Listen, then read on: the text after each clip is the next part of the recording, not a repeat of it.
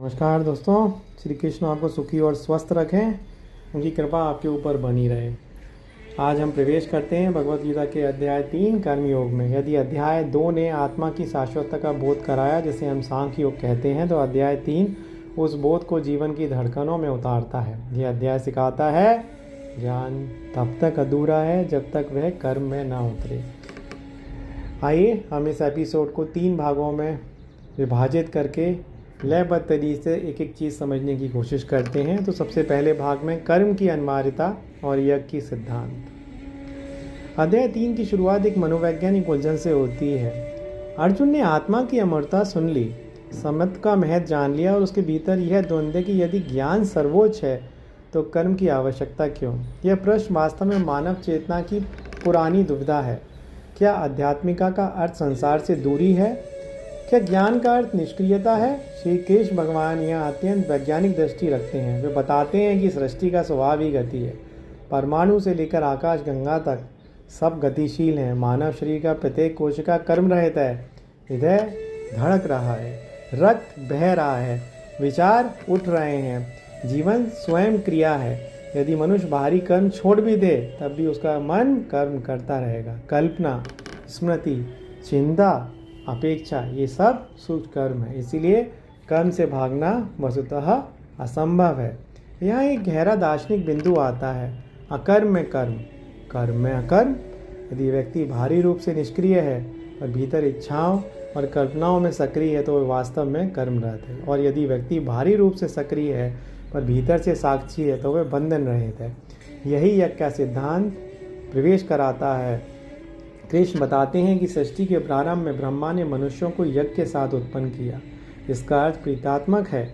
मनुष्य को ऐसा बनाया कि वह सहयोगी चेतना में ही फलता फूलता है।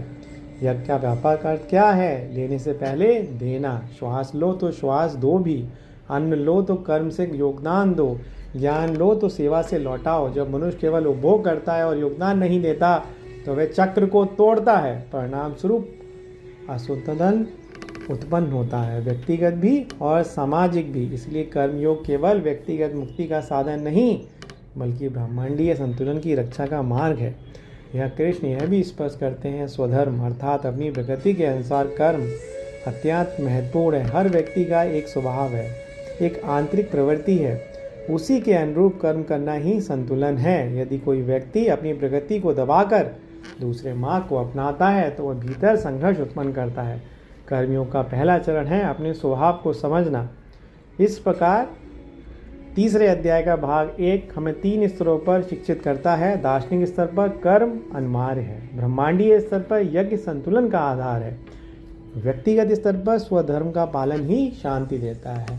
अब हम तीसरे अध्याय के भाग 2 में प्रवेश करते हैं, लोक संग्रह और आदर्श का प्रभाव। अब श्री कृष्ण भगवान चर्चा की व्यक्तिगत स्तर से सामाजिक स्तर पर ले जाते हैं। वे कहते हैं श्रेष्ठ व्यक्ति जैसा आचरण करता है लोग वैसा ही अनुसरण करते हैं।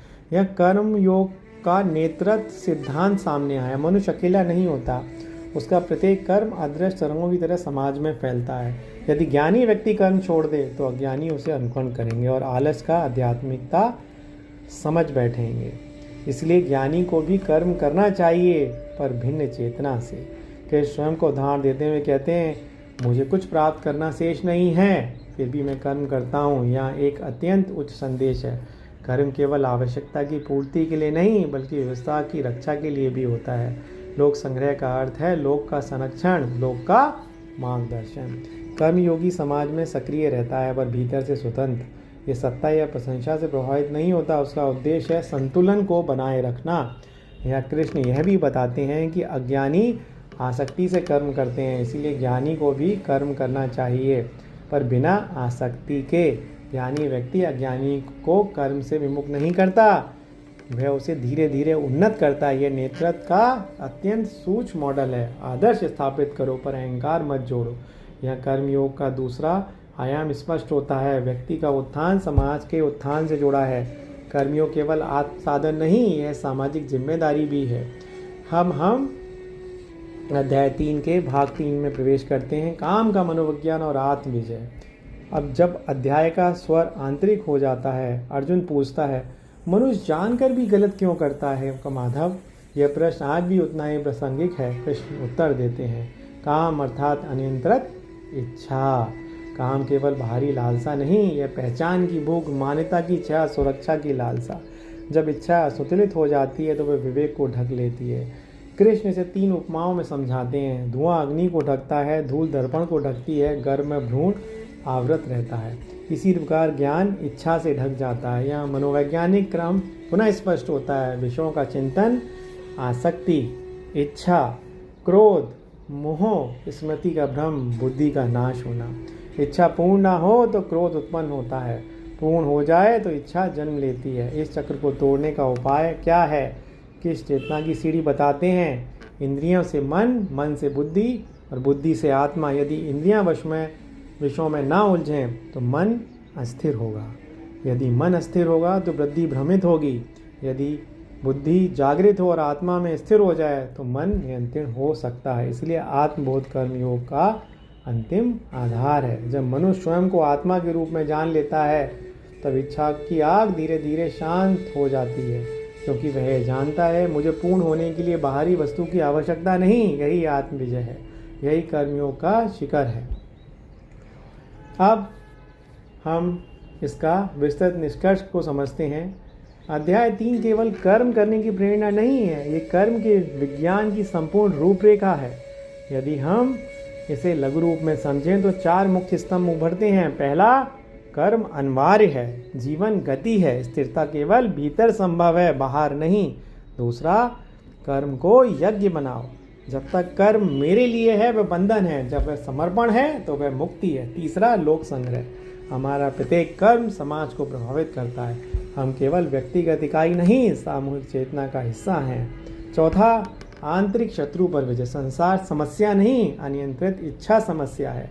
कर्मयोग का अंतिम संदेश यह है, कर्म छोड़ना समाधान नहीं, कर्तापन छोड़ना समाधान है। जब मनुष्य समझ लेता है कि वह प्रकृति का उपकरण है, साक्षी है, आत्मा है, तब कर्म हल्का हो जाता है।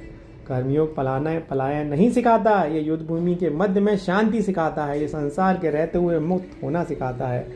अध्याय 2 ने पहचान बदली थी, अध्याय 3 जीवन में दिशा बदलता है। ज्ञान से जागरण होता है, कर्मयोग से वह जागरण जीवित रहता है। जब कर्म समर्पण बन जाता है, जब इच्छा साधना बन जाती है, जब कर्ता साक्षी बन जाता है, जब जीवन स्वयं योगी बन जाता है, और वही है कर्मयोग का परम सौंदर्य। मित्रों, अगर ये भाग आपको अच्छा लगा हो तो चैनल को सब्सक्राइब और लाइक करिएगा। जय श्री कृष्ण दोस्तों।